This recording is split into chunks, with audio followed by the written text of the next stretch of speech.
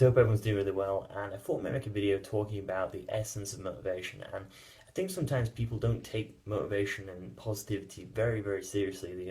They see it as kind of a silly thing, that it's just kind of a philosophical thing, and they see the odd quote on Facebook and it cheers them up, but they never really get into it particularly very seriously.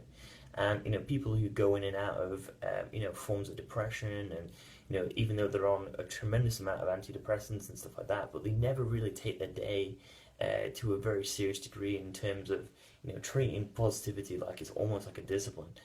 You have to be very disciplined and very focused with it, that you see the most amount of benefit from it, and just not operating on the kind of surface level of motivation. So sometimes people do have, I say that because some people do have some certain rituals in the day which do cheer them up. They might exercise, and they might enjoy the work they do, but in between all that, they usually have certain things that kind of slip them up and kind of self-sabotage them. So it's taking positivity with a really, really great deal of seriousness as well. And it isn't seeing it as something silly, it's seeing it as something which is trying to make you happy in the long term. And you'd underestimate really how little things during your day actually make such a humongous difference in the long term. So what I mean by that is, I want you guys to think about your mind as almost like a supercomputer, and your principles are your programming, and your focus, self-talk, visualization, the visual images you hold determine how you respond. And they determine actually how happy you can actually become. And how I mean by that is, kind of, your input determines your output. So the things you're allowing to kind of filter through you and allowing to come through your eyes and your ears determines how you feel for the most part of the day. And you'd be very surprised that people do very well at their work. It might be, the peer group is actually reasonably pretty good. They're pretty positive dudes and girls, and whatever it is. But when they come home in their free time, they watch a tremendous amount of the news, or they drink a lot, or they don't have a very supportive partner when they go home, or maybe it's a family member. And the main thing I can suggest is focus on responsibility, that you take responsibility for your own actions and your own motivation and your own happiness. There's a great quote by Jim Rohn. He says that you can't pay someone to do your push-ups for you. And meaning that there's certain things we can delegate during the day, but really your own happiness comes from you. You have to be able to self-generate them, and you can't pay someone else to, you might be able to, maybe in terms of a coach or something like that, but for the most part, you have to apply the work a coach would even say. So you have to get in the discipline of staying positive. So I always say, the greatest thief of happiness is negativity, and it's hardly surprising. That can really, make a huge dent on your day if you're not careful. And how I said about you need to take responsibility, it really is responsibility. And how I mean by that is, if you imagine, like I said with the thief quote, you wouldn't let a thief come in your house and just take all your most valuable possessions and just walk, let them walk. You would try and hold the door, lock down your security. You do everything possible not to let them in and steal your stuff.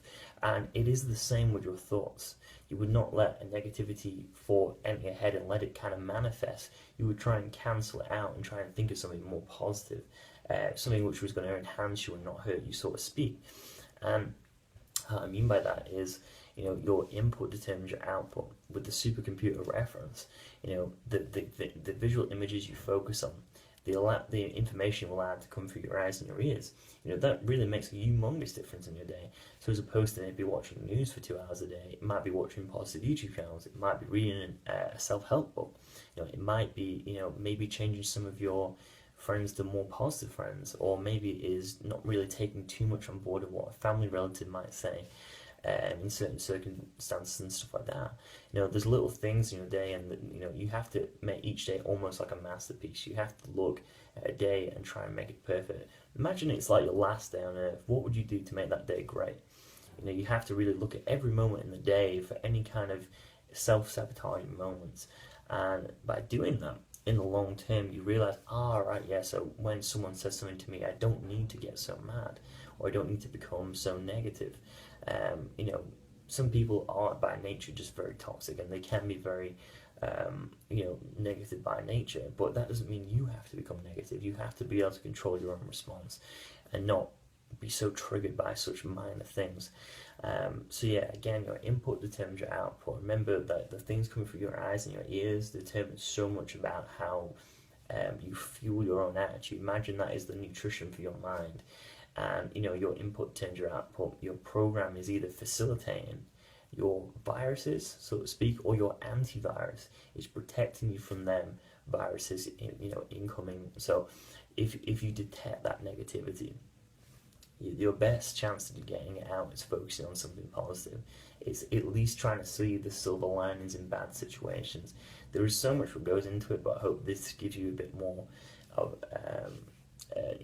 a bit more insightful knowledge into how to stay motivated in the long term. So I hope you've enjoyed that, and any questions, comment below, and I'll speak to you soon. I've also recorded this on my iPad, so if you'd like the quality of the video, let us know and stuff, and it's a lot better than using an iPhone. So hope you enjoyed that video, and I'll speak to you soon. Thanks very much.